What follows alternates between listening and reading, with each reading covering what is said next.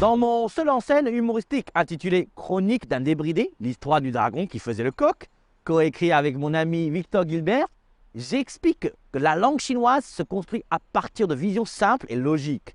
Chaque caractère est une représentation concrète et on les associe ensemble pour en faire d'autres. Un ordinateur, c'est Tiannao, littéralement électricité, cerveau. Un avion, c'est Feiji, voler, machine. Aujourd'hui, dans Sur le bout de la langue, vous allez apprendre des noms d'animaux en chinois en suivant ce même principe.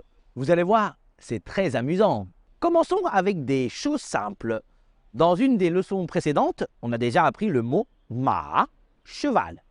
Si je vous dis ma, rivière, ma, cheval, de quel animal s'agit-il? Le cheval de la rivière? Bingo, c'est l'hippopotame. Certains me diront, waouh, c'est stylé le chinois. Mais pour ce mot, en fait, je ne vous apprends rien, car le mot hippopotame est issu du grec ancien hippopotamos, composé de hippos, cheval, et de potamos, fleuve. Un autre cheval, le mot haima, hai, la mer.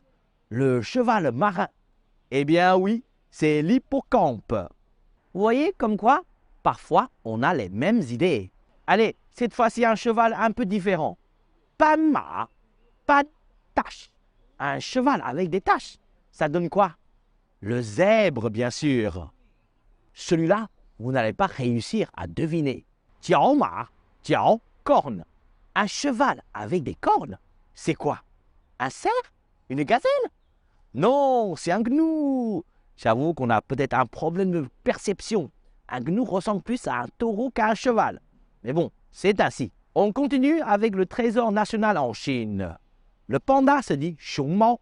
D'ailleurs, on en a déjà parlé dans une leçon précédente sur l'importance de bien prononcer les tons en mandarin. Petite parenthèse, Xiongmao, c'est le panda. Xiongmao, c'est les poils du torse. Bref, Xiongmao, littéralement, c'est Xiong, ours, et Mao, chat. En fait, le panda, c'est un peu un ours avec une tête de chat. Pas mal, non? En parlant de la tête de chat, je pense à un autre animal intéressant. Mao Tou Ying. Mao, on vient juste de le voir, c'est le chat. Tou, la tête. Ying, l'aigle. Alors, vous voyez ce que c'est? Un aigle avec une tête de chat? Vous donnez votre langue au chat? La réponse, c'est le hibou. C'est chouette, non? On a vu tout à l'heure, Xiong, c'est l'ours. Maintenant, devinez ce qu'est Shu Tai Xiong. Shu, arbre. Tai, poche, sac. Un ours vivant sur un arbre avec une poche. Alors? Un indice, il se trouve en Australie. Eh oui, c'est le koala. Une autre petite parenthèse, koala, son nom générique, c'est Phascolarctos, dérivé des mots grecs phaskolos, poche, et actos, ours. Voilà, les Grecs sont un peu comme des cousins germains. Parfois, on a les mêmes logiques. Restons en Australie. Savez-vous comment on dit kangourou en chinois? Tai, chou, tai, poche. Je ne sais pas ce qu'ils ont les animaux en Australie. En tout cas, ils en ont plein les poches. Bref, chou, c'est le rat. Donc, le kangourou en chinois, c'est un rat avec des poches. Pas très mignon. Un rat un peu plus marrant. Son chou, son, le pin, l'arbre. C'est bien sûr l'écureuil. On termine avec le raton laveur. Pour cet animal, il y a deux appellations, donc deux visions différentes.